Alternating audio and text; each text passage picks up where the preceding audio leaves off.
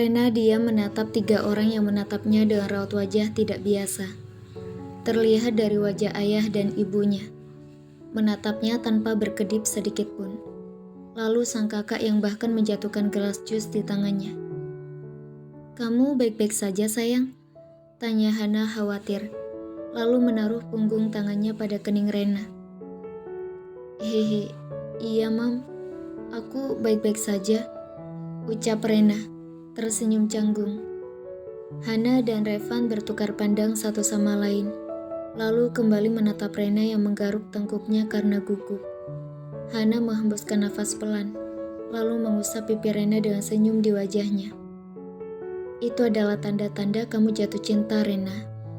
Tapi kadang kamu harus memastikan perasaanmu sendiri. Jika hanya mengikuti detak jantung yang berdetak 2 kali lebih cepat dan rasa gugup, itu belum bisa membuktikan kalau kamu benar-benar jatuh cinta. Mungkin saja itu karena kamu merasa kagum berlebihan atau lainnya," nasihat Hana, sambil mengusap pelan pipi putrinya. "Ikuti kata hatimu sendiri, sayang, karena yang bisa menentukan kebahagiaan kamu, ya diri kamu sendiri. Kami sebagai orang tua akan memberikan restu jika memang itu adalah pilihanmu," ucap Revan, mengusap pelan rambut Rena. Rena tersenyum lalu mengangguk dan memeluk kedua orang tuanya. "Makasih, Mam, Dad," ucap Rena sembari memeluk kedua orang tuanya. Sedang Reno menyipitkan matanya melihat hal itu, mulai menyimpulkan semua hal yang ada. 1 jam kemudian, Rena berada di dalam kamarnya, bersiap untuk tidur. Ia menoleh ke arah pintu saat mendengar ketukan dari luar. Dengan perlahan, ia turun dari tempat tidurnya dan berjalan ke arah pintu kamarnya. "Kakak," ucap Rena yang terkejut melihat Reno yang kini berada di depan pintu kamarnya. Reno melihat kanan dan kiri, memastikan kondisi lalu kembali menatap adiknya. "Kamu yakin?" tanya Reno tiba-tiba, membuat Rena mengerutkan alisnya. "Jangan terlalu cepat menyimpulkan perasaanmu sendiri. Aku takut jika kamu patah hati karena Om Gilang," ucap Reno terus terang. Rena tidak mampu berbicara.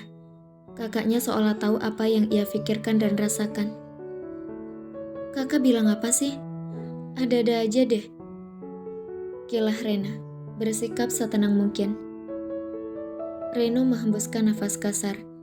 Ia tahu Rena mencoba untuk menutupi semuanya. Tapi dia tidak sebodoh itu. Rasa peduli dan kasih sayangnya pada Rena membuat dirinya sangat peka akan kondisi dan perasaan adiknya. "Masuk," titah Reno lalu berjalan masuk ke kamar Rena. Reno menutup pintu kamar Rena, lalu menatap Rena yang berdiri sambil menunduk di hadapannya. "Aku tidak akan melarang ataupun menghentikanmu. Tapi kau juga harus tahu dengan siapa dan pada siapa hatimu harus menetap. Aku tidak ingin kamu sakit hati. Kamu sudah tahu kalau aku ingin selalu melindungimu. Lantaran kau adalah adik perempuanku satu-satunya. Dan juga orang penting yang harus aku jaga. Aku hanya ingin yang terbaik untuk dirimu. Aku akan memukul dan memberikan pelajaran pada siapapun yang berniat buruk padamu. Makanya, sifatku terlalu posesif padamu," jelas Reno panjang lebar, lalu mengusap pelan kepala adiknya. "Aku bisa memukul siapapun. Bahkan aku rela masuk penjara jika harus membunuh orang yang menyakitimu. Tapi, aku tidak akan berani memukul orang itu jika dia adalah Om Gilang," ucap Reno. Seketika Rena mendongak menatapnya. "Aku takut jika Om Gilang menyakitimu, dan aku tidak bisa berbuat apa-apa," lanjutnya, menatap sendu pada Rena. Rena tersenyum kecil, lalu memeluk kakaknya itu dengan erat. "Kakak tenang saja. Aku yakin jika Om Gilang tidak akan pernah menyakitiku. Dia adalah orang yang menyayangiku seperti Mami dan Dedi. Jadi kakak tidak perlu khawatir," ucap Rena, tersenyum pada kakaknya. Reno menghembuskan nafas pelan, mengacak rambut adiknya sekilas, lalu berbalik untuk keluar dari kamar Rena. "Selamat tidur, semoga mimpi indah," ucap Reno sebelum pintu kamar tertutup rapat. Reno menghembuskan nafas kasar saat pintu kamar tertutup rapat. Ia menatap pintu kamar Rena dengan perasaan tidak tenang. Justru karena dia menyayangimu seperti mami dan daddy, membuat aku semakin khawatir. Jika kamu benar-benar menyukainya, dan dia menolak perasaanmu, aku adalah orang yang akan merasa paling terluka. Batin Reno, lalu berjalan ke pintu kamarnya yang hanya berjarak beberapa senti dari kamar Rena. Pukul 6:30 pagi, seorang pria berjalan dengan cepat mendekat ke arah tempat tidur, di mana masih ada seorang gadis yang tertidur pulas di sana. Ia sudah rapi dengan seragam putih abu-abunya, siap untuk berangkat ke sekolah setelah sarapan. Tapi salah satu penumpang gratisnya malah belum bangun. Ya Allah, nih cewek kok tidurnya kayak kebo sih? Mana udah mau jam 6:30 lagi, ucap Reno, menatap kesal adiknya yang masih tertidur pulas. Ia meregangkan otot-otot lengannya, lalu berjalan mendekat ke arah kaki Rena yang masih tertutup selimut. Ia tersenyum jahat di bibirnya, lalu menyibakkan selimut itu dengan menyentuh pergelangan kaki adiknya. Ayo bangun adikku yang malas, ucap Reno setengah berteriak, bersamaan dengan tangannya yang memutar pergelangan kaki adiknya. Mami, teriak Rena yang merasa begitu sakit pada pergelangan kakinya. Kak Reno, teriak Rena, menggema di pagi hari ini, sedang pelaku yang melakukan hal itu berlari cepat keluar dari kamar adiknya. Beberapa menit kemudian, Rena duduk di meja makan, sudah rapi dengan seragam putih abu-abunya, dan menatap malas pada kakaknya yang begitu tenang memakan roti isi buatan ibunya pagi ini. Rena menendang kesal kaki Reno di bawah meja, yang dengan sigap dihindari oleh kakaknya itu. Kak Reno, rengek Rena yang semakin kesal. Apa? Tanya Reno tanpa dosa, mengunyah sarapannya seolah tak pernah melakukan hal tadi. Rena mendengus kesal melihat hal itu, lalu menatap kedua orang tuanya yang juga menatapnya. Mam, Dad, Kak Reno jahat, ucap Rena, dengan menunjuk ke arah kakaknya. Loh, aku salah apa? Tanya Reno, memasang raut wajah tanpa dosanya.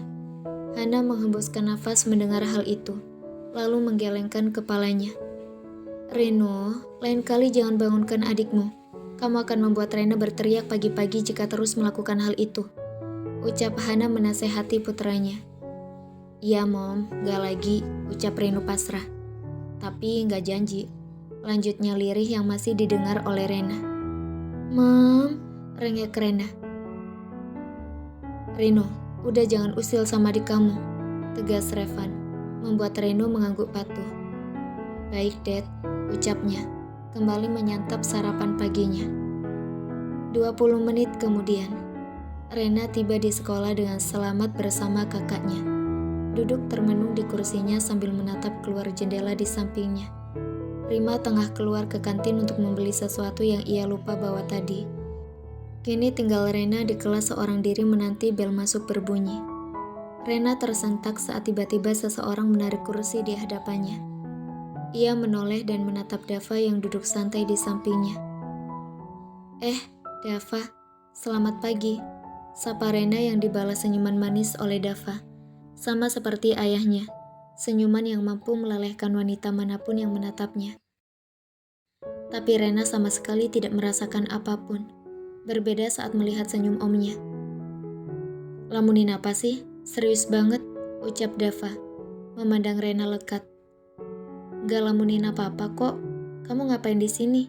Bentar lagi bel masuk bunyi loh, ucap Rena, mengingatkan. Aku mau lihat wajah calon istri aku sebelum masuk kelas, ucap Dava, membuat kerutan di kening Rena. Calon istri? Tanya Rena, lalu menatap sekeliling.